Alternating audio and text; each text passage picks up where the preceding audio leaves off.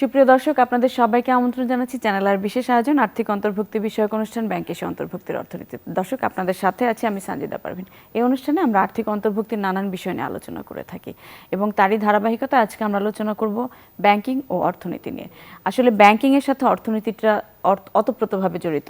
অর্থনীতিতে ব্যাংকিং সেক্টরের অবদান অপরিসীম এবং এই সমস্ত বিষয় আজকে আমরা তুলে ধরার চেষ্টা করব এবং এজন্য আজকে আমাদের সাথে সংযুক্ত হয়েছেন দেশের অত্যন্ত গুরুত্বপূর্ণ এবং শ্রদ্ধেয় দুজন ব্যক্তি। আমি প্রথমে তাদের সাথে পরিচিত হয়ে নিচ্ছি। আমাদের সাথে আছেন আব্দুল মাতলুব আহমদ, চেয়ারম্যান নিটল নিলয় গ্রুপ এবং সাবেক সভাপতি এফবিসিসিআই। আমাদের সাথে আরও আছেন আশরাফুল হক চৌধুরী, পরিচালক ব্যাংক এশিয়া লিমিটেড। আপনাদের দুজনকে স্বাগত আমাদের অনুষ্ঠানে।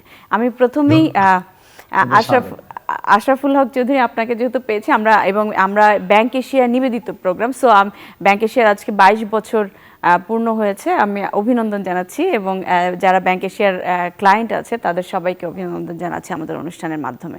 এবং আমরা জানি যে ব্যাংক এশিয়া আসলে এজেন্ট ব্যাংকিংয়ের পথপ্রদর্শক। আমরা আলোচনায় ফিরে আসতে চাই। আমি প্রথমে শুরু করব আব্দুল মাতলুব আহমদ আপনাকে দিয়ে। এই যে আমরা বলছিলাম যে আসলে অর্থনীতির সাথে ব্যাংকিং সেক্টরটা ওতপ্রোতভাবে জড়িত এবং ফাইন্যান্সিয়াল ইনক্লুশনে বা অন্তর্ভুক্তির অর্থনীতির কথা যদি আমরা বলি, ব্যাংকিং কিন্তু গুরুত্বপূর্ণ অবদান রেখে যাচ্ছে। কিন্তু তারপরেও আমরা কোথাও যেন একটু গ্যাপ দেখছি। ব্যাংকিং সেক্টরের এখনও আনব্যাংক পিপল অনেক বেশি। এই জায়গাটা আসলে আমরা এই গ্যাপটা কিভাবে ফিল করতে পারি, বা রুরাল এরিয়াতে যারা আছে তাদেরকে এই যে এজেন্ট ব্যাংকিং বা মোবাইল ব্যাংকিং এর মাধ্যমে কিন্তু অনেকখানি আমরা চেষ্টা করছি যে তাদের ব্যাংকিং সেক্টরের সাথে ইনভলভ করা বা ইনক্লুশনের সাথে ইনভলভ করার জন্য। এই জায়গাতে আমি আপনার কাছ থেকে একটু জানতে চাইব।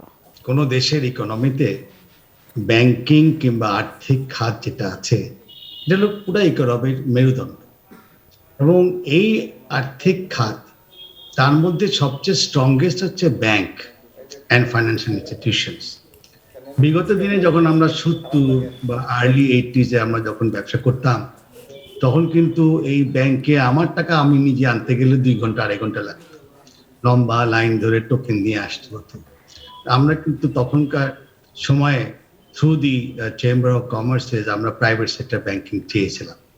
আমরা অত্যন্ত আনন্দের সাথে লক্ষ্য করলাম যে 84 সন থেকে আমাদের প্রাইভেট সেক্টর ব্যাংকিং শুরু হলো, এবং প্রাইভেট সেক্টর ব্যাংকিং কিন্তু আসার মেইন রিজন ছিল যাতে প্রাইভেট সেক্টর লেড গ্রোথ, যেটা আমাদের দেশে আগে চালু ছিল কিন্তু এখন বিশালভাবে প্রাইভেট সেক্টরের উপর ডিপেন্ডেন্ট পুরো ইকোনমি, তখন কিন্তু এটা হাঁটি হাঁটি পা পা করে ব্যাংক, ইন্স্যুরেন্স, লিজিং কোম্পানি এগুলো কিন্তু আস্তে আস্তে প্রাইভেট সেক্টরে দেওয়া হলো। এবং আজকে যদি আমরা দেখি যে প্রায় 80% ব্যাংক প্রাইভেট সেক্টরে চলে আসছে, সরকারের হাতে অনেক কমে গেছে। ঠিক সেরকম ভাবে ব্যাংকের ফলো করে আমরা পাওয়ার পেয়ে গেছি, এখন আমরা আস্তে আস্তে এলপিজি এখানে গ্যাসে চলে আসছে, এবং অন্য যে বড় বড় সেক্টরগুলো আছে সেগুলো কিন্তু এখন প্রাইভেট সেক্টর হাতে চলে আসছে। আমরা যারা এগুলো নিয়ে নাড়াচাড়া করি, আমরা তো আর নিজের টাকা এত করতে পারবো না, সেই জন্যই আমাদের ব্যাংক লাগে, আর্থিক প্রতিষ্ঠান লাগে, পাশাপাশি আমাদের স্টক এক্সচেঞ্জ বা শেয়ারে আমরা বা বন্ডেও আমাদের ইনভেস্টমেন্ট লাগে। তো আমরা যে দেখতে পাচ্ছি মাননীয় প্রধানমন্ত্রী জননেত্রী শেখ হাসিনা, উনি কিন্তু প্রাইভেট সেক্টর লেড গ্রোথ খুব বিশ্বাসী, এবং উনি সবসময় আমাদেরকেও বলেন যে আমরা we will lay down the rules and regulations, তোমরা খেলবে, you are the players here, you have to lead it. তো এখানে এখন যেহেতু আমরা শহর বা শহর ভিত্তিক গুলা ব্যাংক দিয়ে কাভার করছি, এখন how do we cover the rural areas, সেখানে আমরা রুরাল ব্যাংকিং মানে আগে ছিল, সোনালী ব্যাংকও অনেক রুরাল ব্যাংকিং করে, অন্য ব্যাংকও করে, কিন্তু প্রাইভেট সেক্টর ব্যাংকেও সরকার কিন্তু অ্যাডভাইস করেছে তোমরা রুরাল ব্যাংকিং করতে হবে। আর রুরাল ব্যাংকিং এর সমস্যা হচ্ছে টার্নওভার কম, খরচা বেশি। তো সেই জন্য হাউ টু অ্যাভয়েড দ্যাট, সেটা অ্যাভয়েড করার জন্য থ্যাঙ্কস টু ব্যাংক এশিয়া, আমিও তাদের একটা ক্লায়েন্ট, অদ্ভুত সুন্দর বিজনেস পাই আমি ব্যাংক এশিয়া থেকে, এবং খুব তড়িৎ গতিতে তারা সিদ্ধান্ত দেয়। তারা কিন্তু এই এজেন্ট ব্যাংকিং এ যে স্কিমটা শুরু করেছিলেন এখন সবাই ফলো করছে।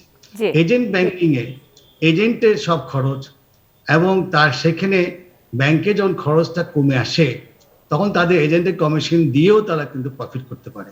তো প্রফিটের চেয়ে এখানে মেইন উদ্দেশ্য হচ্ছে যে আনব্যাংকিংয়েবল যারা গ্রামে গঞ্জে আছে, ওদের তো সবকিছু আমাদের বড় বড় কোম্পানির মতো থাকে না, তাদেরকে ব্যাংকিং চ্যানেলে আনার জন্য ইনক্লুসিভ যে গ্রোথটা, এটা কিন্তু এজেন্ট ব্যাংকিং নিয়ে আসছে। Exactly. Thanks to G, bank এই এশিয়া।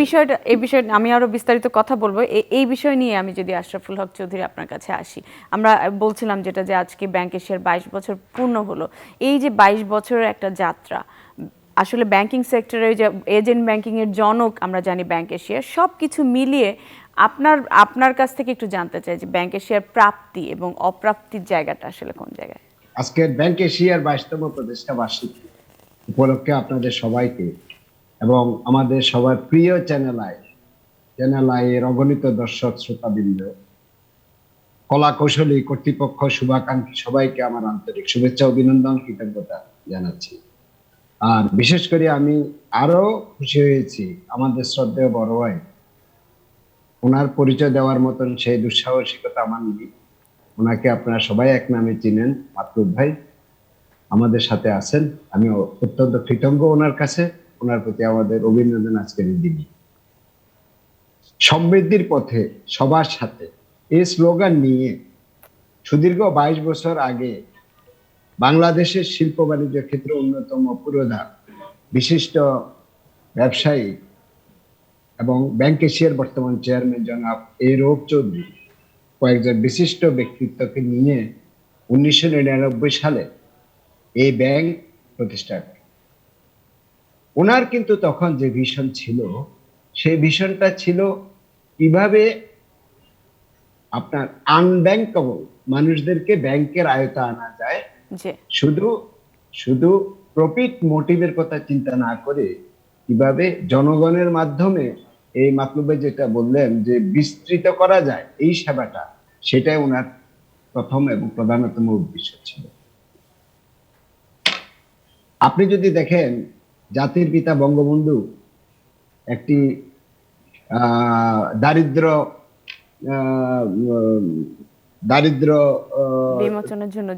বিমোচনের জন্য যে প্রকল্প নিয়েছে, সর্বশ্রেণীর মানুষের মুখে হাসি ফোটানোর জন্য এবং আর্থিক স্বয়ং সম্পূর্ণতা অর্জনের জন্য যে পদক্ষেপ নিয়ে এই বাংলাদেশ সৃষ্টি করেছেন বা বাংলাদেশের অগ্রযাত্রা এখন হচ্ছে, banking sector, particularly private banking sector, তারই একটা পুরোধা আমি বলি। নট অনলি ব্যাংক এশিয়া, বাংলাদেশে যতগুলো বাণিজ্যিক ব্যাংক আছে, মাত্র বললেন যে 80% প্রাইভেট ব্যাংক কিন্তু বাংলাদেশে এখন আছে। আমার জানা মতে মনে হয় মোর দেন 60 or 65 বাংলাদেশে কমার্শিয়াল ব্যাংক আছে, সব ব্যাংকগুলো, এবং তার মধ্যে বিভিন্ন ব্যাংক বিভিন্ন ধরনের ডাইভার্সিফাইড সেবা দিয়ে যাচ্ছে। উদ্দেশ্য হচ্ছে যে জনগণের কাছে বিনিয়োগের টাকা থাকে না, সে বিনিয়োগ করার জন্য অতি মাঝারি ক্ষুদ্র বড় শিল্প স্থাপন করার জন্য, দেশে কর্মসংস্থান জোগাড় করার জন্য এবং দেশকে ইম্পোর্ট সাবস্টিটিউট ইন্ডাস্ট্রি করা, এক্সপোর্ট ওরিয়েন্টেড ইন্ডাস্ট্রি করা, এইসবগুলোর উদ্দেশ্যকে সামনে রেখে জনগণের ভাগ্য কিভাবে উন্নয়ন করা যায়, উন্নতি করা যায়, সেই লক্ষ্যে কিন্তু সব ব্যাংকগুলো এগিয়ে কাজ করছে। তার ভিতরে কিছু কিছু bank, like for example bank Asia কিন্তু অন্য ব্যাংকগুলোর মতনই স্টার্ট করেছে, কিন্তু আমাদের দূরদর্শী যে একটা ভিশন, যে প্রজ্ঞা, যে উদ্দেশ্য, আমরা এখানে কিছুটা পরিবর্তন এনেছি। সেই পরিবর্তনটা কি? পরিবর্তনটা হচ্ছে আনব্যাংকেবল মানুষদেরকে কিভাবে ব্যাংকের আয়তা আনা যায়, ব্যাংকিং আনা যায়, তাদের সেবা দেওয়া যায়। পার্টিকুলারলি ব্যাংক এজেন্ট ব্যাংকিং এর কথা আপনি বলেছেন। এজেন্ট ব্যাংকিং যখন আমরা স্টার্ট করি, তখন we are thinking about the এনজিওরা কিন্তু প্রচুর পরিমাণে মাইক্রো ক্রেডিটের মাধ্যমে, অন্যান্য ওদের টুলস এর মাধ্যমে দারিদ্র্য বিমোচন সেবা দিয়ে যাচ্ছে, কিন্তু সেখানে দেখা যাচ্ছে যে ওদের রেট অফ ইন্টারেস্ট এবং সেবার যে আপনার মান, সেটা বহু ক্ষেত্রে অত ওভাবে সুসংহত নয়। আমরা যেটা চিন্তা করেছি যে এদেরকে যদি এজেন্ট ব্যাংক, অর্থাৎ সে মাইক্রো ব্যাংক কনসেপ্ট বলবো না আমি, বাট নিয়ার টু দ্যাট, যে আমরা যদি মানুষের জন্য, প্রান্তিক লেভেলে মানুষের জন্য, মানুষের দৌড় গোড়ায় ব্যাংকিং সেবাটা পৌঁছে দেওয়ার জন্য যদি আমরা আলাদা একটা আমাদের প্রশাখা করি, যে প্রশাখার মাধ্যমে ব্যাংকিং সব সিস্টেমগুলো কিন্তু ওখানে থাকবে, কিন্তু তারা রেট অফ ইন্টারেস্ট বলেন বা অন্যান্য এক্স্যাক্টলি তখন শাখা প্রশাখার ভিতরে ডাইভার্সিফাইড ইনভেস্টমেন্ট বলেন, সেটার সুযোগ সুবিধা পাবে। এই জন্য আমরা এজেন্ট ব্যাংকিং এর সৃষ্টি করেছি। চমৎকার, এটা আসলেই একটা চমৎকার উদ্যোগ হয়েছে এবং আপনাদের যে এই দূরদর্শী চিন্তা ভাবনা, সেটা থেকে কিন্তু এখন আমরা একটা নতুন ব্যাংকিং এর একটা নতুন দ্বার উন্মোচন হয়েছে এবং সব ব্যাংকগুলো এখন যেভাবে এই রুরাল এরিয়াতে মানুষ যেভাবে সেবা পাচ্ছে, শহর কেন্দ্রিক শুধু ব্যাংকটা না, এই জায়গাতে কিন্তু ব্যাংক এশিয়ার একটা গুরুত্বপূর্ণ অবদান রয়েছে। আমি ফিরবো আবার আপনার কাছে, আব্দুল মাতলুব আহমদ। এই যে আসলে আমরা আলোচনা করছিলাম যে ব্যাংকিং সেবার জায়গাতে বা ইনভেস্টমেন্টের জায়গাতে এসএমই সেক্টরে যদি বলি বা ছোট ছোট উদ্যোক্তা, বড় উদ্যোক্তা যারা আছে, আপনাদের মতো যারা আসলে পথপ্রদর্শক, হ্যাঁ, এই বিজনেস সেক্টরে, তাদেরকে কিন্তু অনেকে ফলো করার চেষ্টা করছে এবং বিভিন্নভাবে তাদের উদ্যোগ নিয়ে কাজ করার চেষ্টা করছে। তো এই গ্রামীণ অর্থনীতি থেকে শুরু করে সব কিছুতে কিন্তু আপনাদের কৃষি যন্ত্রপাতি বা সব কিছুতে কিন্তু আপনাদের একটা গুরুত্বপূর্ণ ভূমিকা রয়েছে, স্পেশালি পরিবহন সেক্টরে। আমি একটু জানতে চাই যে সব কিছু মিলিয়ে আসলে এখন ওভারঅল কিভাবে আমরা কাজ করছি বা আরেকটু প্রোগ্রেস করার জন্য আমাদের কি ধরনের উদ্যোগ নেওয়া দরকার? দেশ কিন্তু তরতর করে বড় হয়ে যাচ্ছে। আমরা যখন 70-80 সনে ব্যবসা করতাম, 5-10 কোটি, 20 কোটি, 30 কোটি অনেক মনে হতো। এখন 1000 কোটিও এরকম মনে হয় না। এখন যেটা আমার কাছে মনে হয়, যেহেতু আজকে আর্থিক ব্যাপারে আমরা ডিসকাশন করছি, এখানে আমার কাছে মনে হয় ব্যাংক এশিয়ার মতো অন্যান্য ব্যাংকও এখন সময় আসছে যে শুধুমাত্র বড়দেরকে হিউজ টাকা দিবে, গরিবদের জন্য দেবে না, ওমেন ইন বিজনেসের জন্য একটু ডিফিকাল্ট হবে, এখান থেকে বেরিয়ে আসতে হবে। যদি আমরা থাইল্যান্ড, চায়না, কোরিয়া, জাপানও দেখি বা ইউরোপও দেখি, এখানে কিন্তু এই স্মল ইন্ডাস্ট্রিজ এরা কিন্তু 70% মার্কেটের, আর বড়রা কিন্তু 30% না। তো এখানে banks must learn how to bring them into the system. তাদেরকে কি করে সফট টার্মসে লোন দেওয়া যায়। ওমেন ইন বিজনেস কিন্তু আমাদের এখানে অনেক গ্রো করছে। আজকে কিন্তু প্রত্যেক ব্যাংকে মাননীয় প্রধানমন্ত্রী জননেত্রী শেখ হাসিনা উনি কিন্তু বলে দিয়েছেন যে তোমাদের এখানে ওমেনদের জন্য আলাদা ডিভিশন থাকবে, স্মল ইন্ডাস্ট্রিয়াল ডিভিশন থাকবে। ব্যাংকরাও কিন্তু চাচ্ছে, বাট তারা কিন্তু এখানে সেরকম ভাবে সাকসেসফুলি ইনভেস্ট করতে পারছে না because the cost of doing business in small loans is much higher. আমাকে যদি 100 কোটি দেয়, সেখানে তার যে খরচ, দ্য টাইম এলিমেন্ট, এবং তাকে যদি 50 লাখ দেয়, তার মধ্যে টাইম এলিমেন্ট মোটামুটি সেম। তাহলে কি হবে, এটার ইনকাম কত, ওটার ইনকাম কত। সেই জন্য they have to find out a solution. আমি ব্যাংকে সেকেই বলবো যে তারা কিভাবে তাদের পুরো ইনভেস্টেবল ফান্ডের 50% পর্যন্ত SME, MSME, women in business কিংবা যারা স্মল বিজনেস করছে স্পেশালাইজড, তাদেরকে কি করে টাকার মধ্যে নিয়ে আসতে পারে। ইজি লোন, ইজি, আজকে কিন্তু তারা কিন্তু লোন নিচ্ছে, কিন্তু তারা হাত লোন নিচ্ছে, আরে মাসে 5% দেয়। এমনও বহু বাচ্চারা আছে, দৌড় আছে, যে স্মল বিজনেস করছে, ছোট বিজনেস, তারা কিন্তু এইসব স্টার্ট আপস এরা কিন্তু এরকম হাত লোন নিয়ে কাজ করছে। তাদেরকে নিয়ে আসতে হবে এবং তাদেরকে যদি এইটার আর্থিক খাতের মধ্যে তারা ইনক্লুশন করতে পারে, তাহলে লং টার্মে আমাদের দেশ কিন্তু খুব তাড়াতাড়ি 2041 লাগবে না, তার আগে কিন্তু আমরা উন্নত দেশে পরিণত হতে পারবো। চমৎকার, আমরাও আশাবাদী। এই প্রসঙ্গে যদি আমি আশরাফুল হক আপনার কাছে যদি আসি, যে এই যে আসলে long term investment, long term একটা কি বলে দেশের একটা উন্নয়নের জন্য, যে এই জায়গাতে কিন্তু ব্যাংকিং সেক্টরের গুরুত্বপূর্ণ অবদান রয়েছে এবং এই যে এসএমই, এমএসএমই এই খাতগুলোকে ইনভেস্টমেন্টের জায়গাটা আমরা দেখছি যে একটু অনীহার কাজ করে। তো সেই জায়গাতে আপনার কাছে একটু জানতে চাই যে আসলে এখন ব্যাংকিংয়ের সেক্টরের সাথে আপনারা যারা আছেন, তাদের চিন্তাভাবনার জায়গাটা পরিবর্তন সম্ভব কিনা বা হয়েছে কিনা।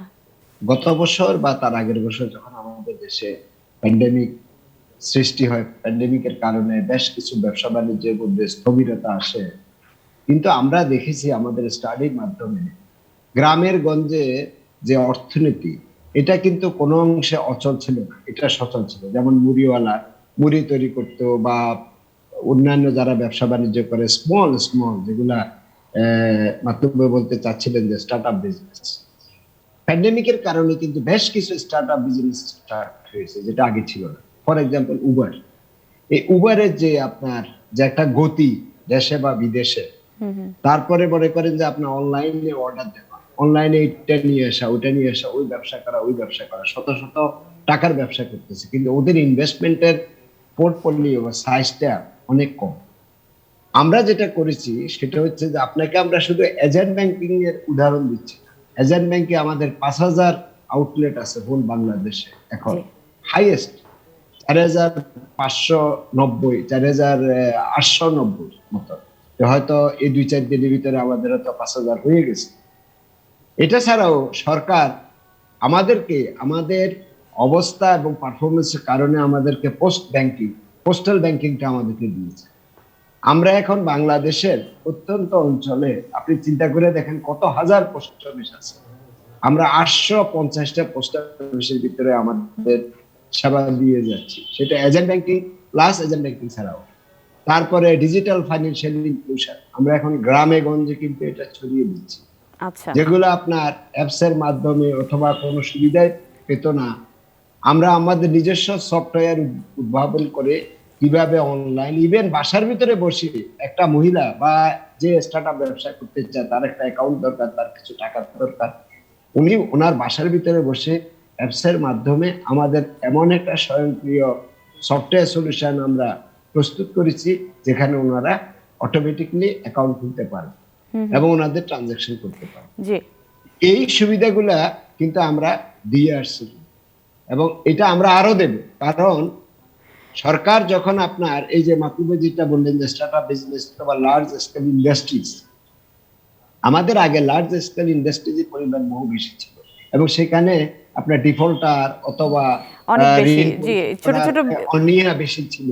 এখন আমরা যেটা করেছি ওইখান থেকে আমরা এই জিনিসটা কমিয়ে নিয়ে আসছি, কমিয়ে নিয়ে এসে আমরা এখন মাইক্রো ফাইন্যান্সিং অথবা এজেন্ট ব্যাংকিং এর মাধ্যমে, পোস্ট অফিসের মাধ্যমে আমাদের এগুলো ওমেন এন্টারপ্রেনিয়রশিপ ডেভেলপমেন্ট, তারপর হচ্ছে স্মল এন্ড কটেজ ইন্ডাস্ট্রি, বিভিন্ন জায়গায় যে মাছের চাষ, ফুলের চাষ, এই চাষ, এগুলোর ভিতরে কিন্তু আমরা এখন কনসেন্ট্রেট করছি।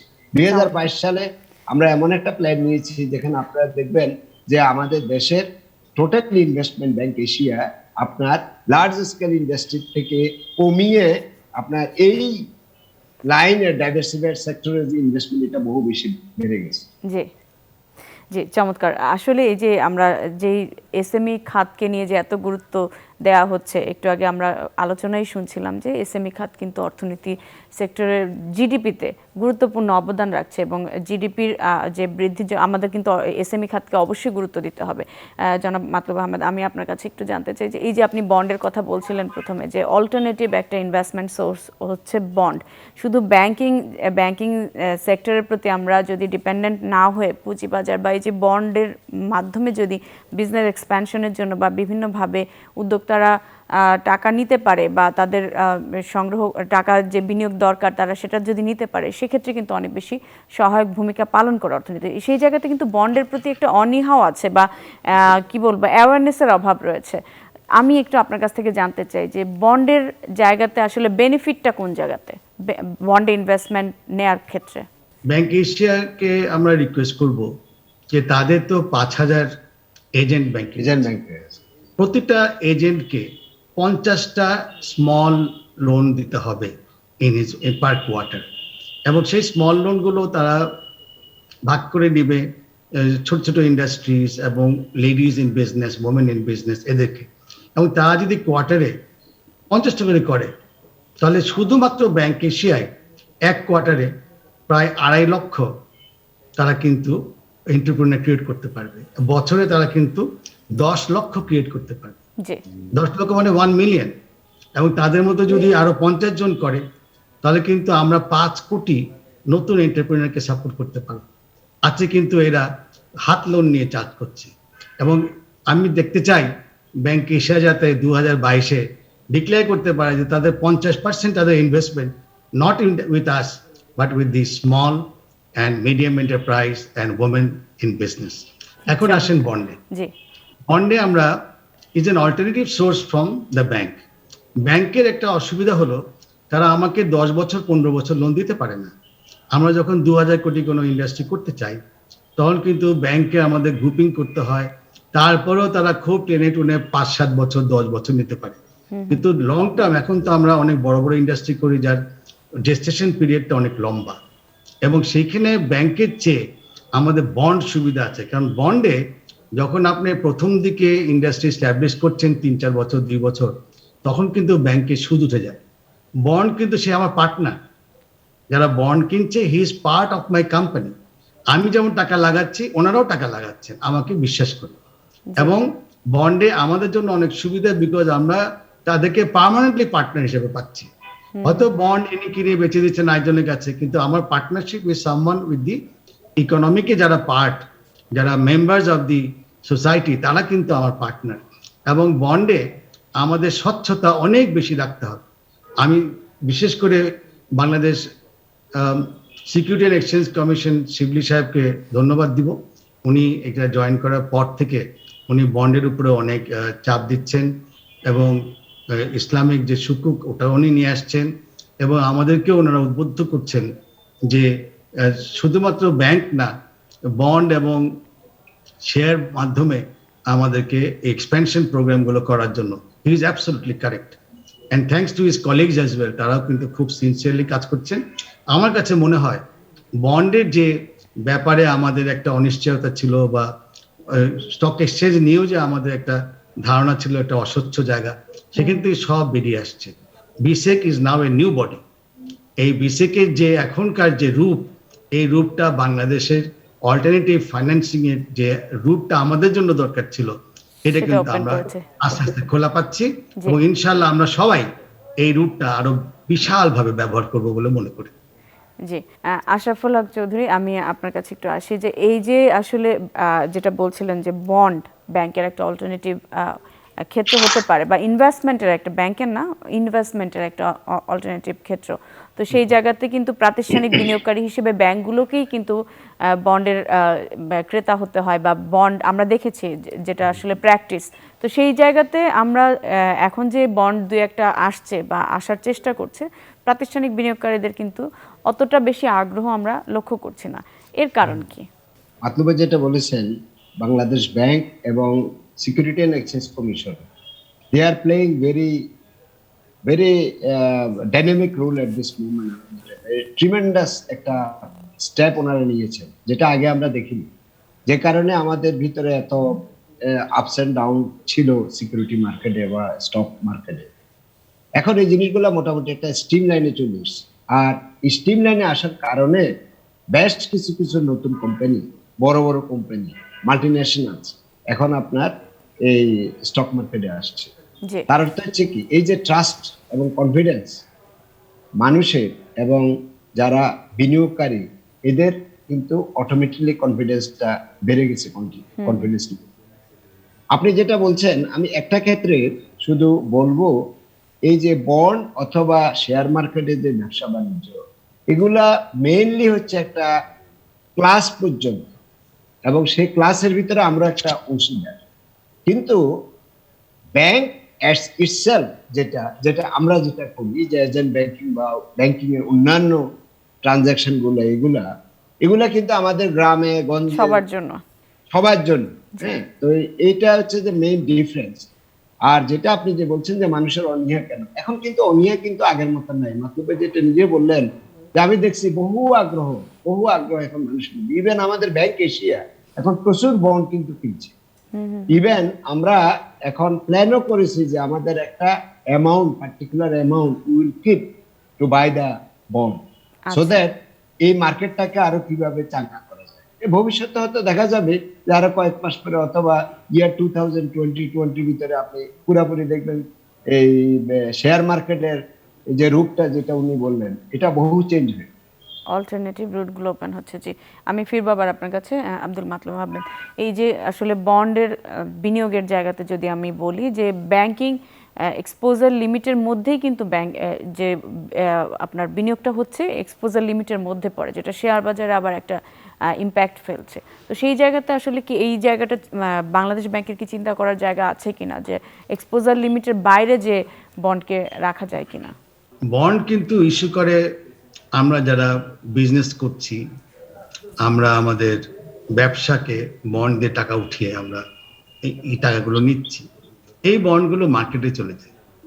মার্কেটে শেয়ার বাজারের ভিতর দিয়ে ব্যাংকে, এভাবে আশরাফ ভাই বললেন যে ব্যাংকেরাও এখানে কিছু ইনভেস্টমেন্ট করে, কারণ এখান থেকে টাকা কিছু পাওয়া যায়, এবং তারা এই সেফ বন্ড, অনেকগুলো বন্ড আছে খুবই সেফ, যেমন সরকারি বন্ড খুবই সেফ।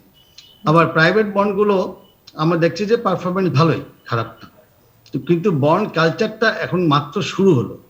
তো ব্যাংকের ওখানে ওরা বিগত দিনে শেয়ারস এন্ড স্টকসে এত ইনভেস্টমেন্ট করে ফেলেছিল যে তারা তাদের মানে আমাদের ব্যবসায়িক দিকে টাকা না দিয়ে সবাই শেয়ারের মধ্যে গিয়ে চুপচাপ টাকা নিয়ে বসেছিল। তো এইখানে এই কালচার থেকে বের করে আনার জন্য এই সিলিং গুলো দেওয়া হয়েছে, এবং সিলিং গুলো যখন দেয় খুব চিন্তা ভাবনা করে দেওয়া হয়, কারণ একটা ব্যাংকে যদি সব টাকা একদিকে দিয়ে দেয় আর সে যদি ফেল করে, তবে ব্যাংক ফেল করে যাবে।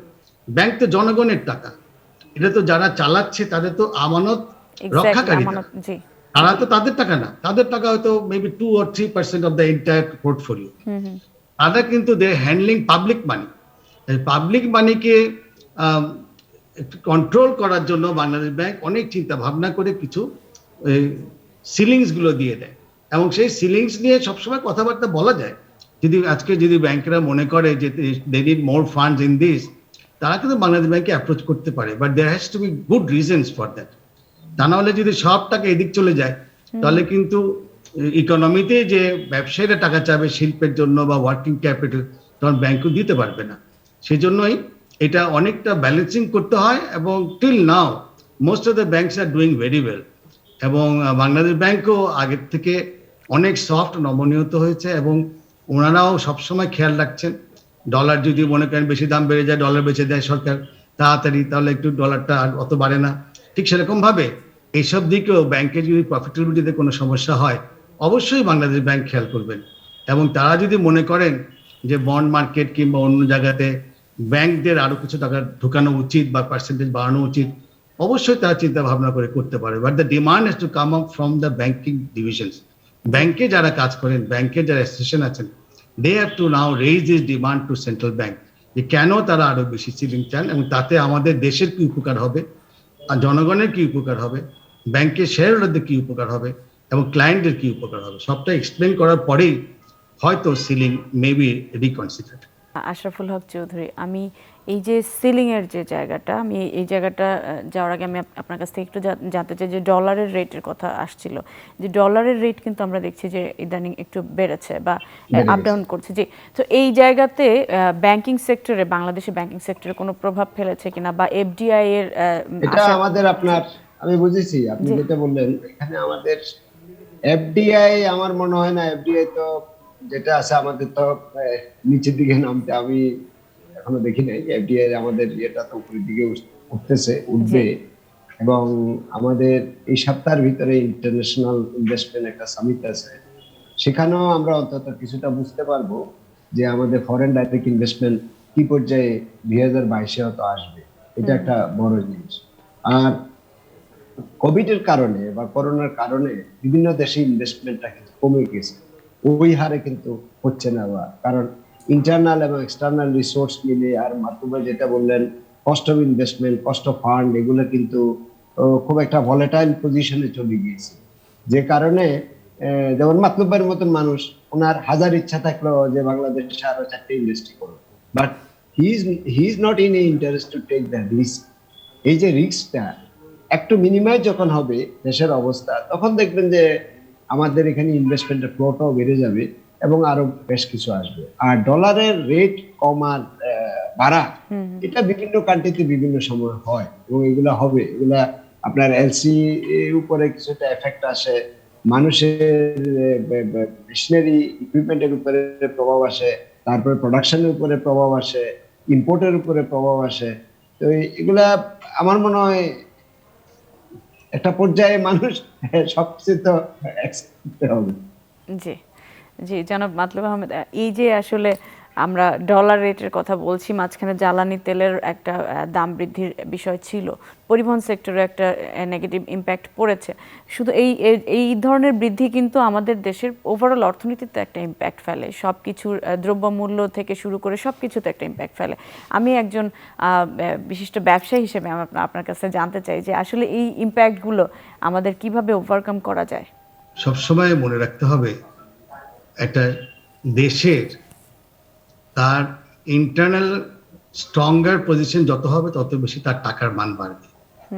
আজকে যদি আমরা দেখি যে আমাদের যে রেমিটেন্স যেগুলো আসছিল সেটা কিন্তু তার যে হিউজ রেট অফ গ্রোথ ছিল সেখান থেকে কিন্তু থেমে গেছে, কিছুটা কমে গেছে, স্লোয়ার হয়ে গেছে। জি কমে গেছে। এবং সেই জন্য রেমিটেন্সের একটা যেহেতু লোয়ার প্রেশার, সেজন্য আমাদের কিন্তু total amount of dollars in stock কমে আসছে।